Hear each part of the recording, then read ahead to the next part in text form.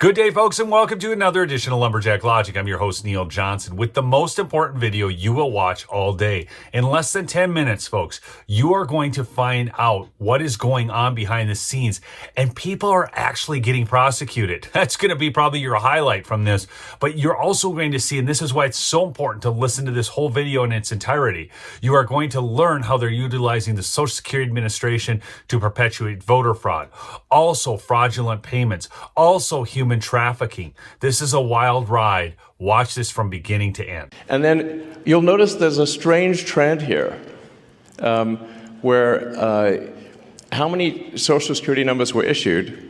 Do you want to? Yeah, so let me tell you what happened here. We started at the top of the system. You want to talk about a lot of maybe? We started at the top of the system, mapping the whole system of Social Security to understand where all the fraud was. And there's a lot of great people there that showed us really a lot of waste. And so that came up with a big list of stuff they're working on. You've heard some of that already. But this is what jumped out at us. When we saw these numbers, we were like, what is this? In 21, you see 270,000 people, goes all the way to 2.1 million in 24. These are non-citizens that are getting Social Security numbers. Yeah, this is a mind-blowing chart. Yeah, This literally blew us away. Like, we went there to find fraud, and we found this by accident. And this isn't political, by the way. My parents are immigrants. Yeah, this country's been great to us. My brother and sister all born in Spain. I'm pro-legal immigration. This is not political. This is not political. This is about America and the future of America. And there are a lot of good people in the system that pointed us in this direction. I want to honor them right now, that work in the government today, who took risks to show us these numbers and tell us what's going on. Yeah. So I want to stop for a minute. I want to honor those people today. Very good people. Very good people. I have been from D.C.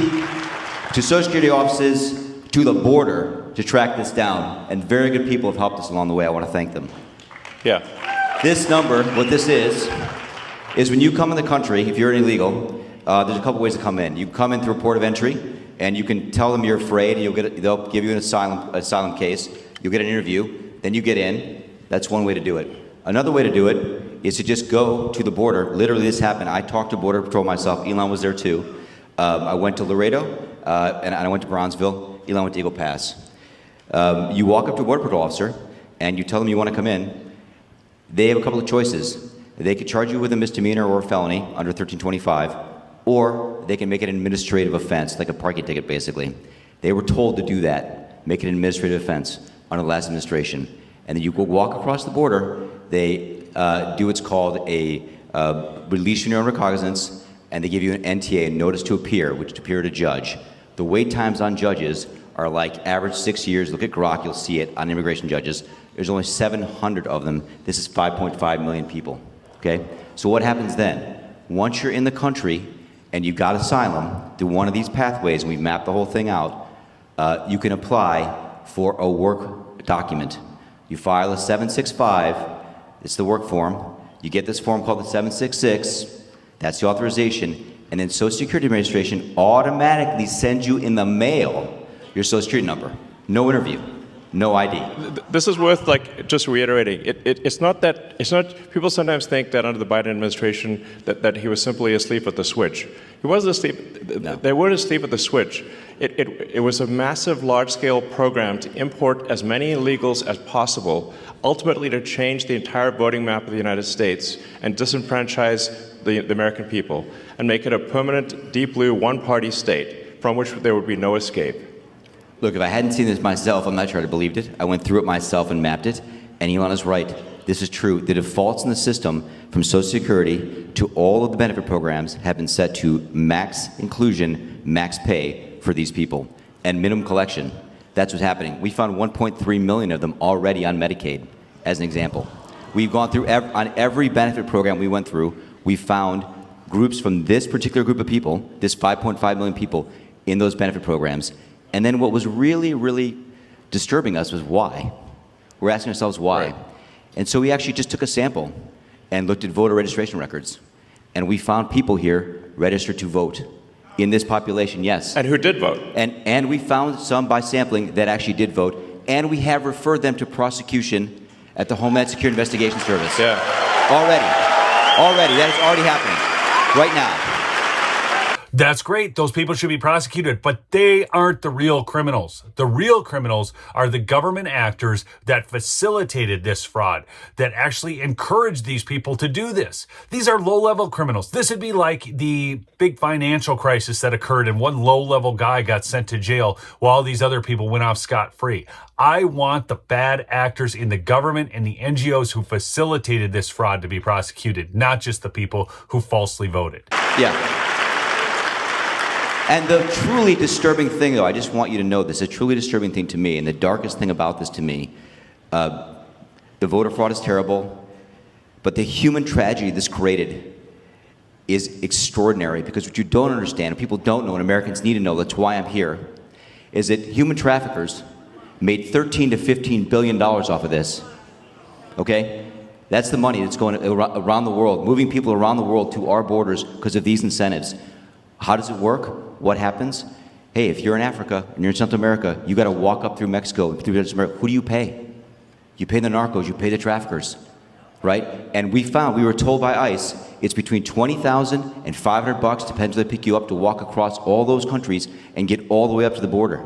Where's that money goes? It goes to the cartels.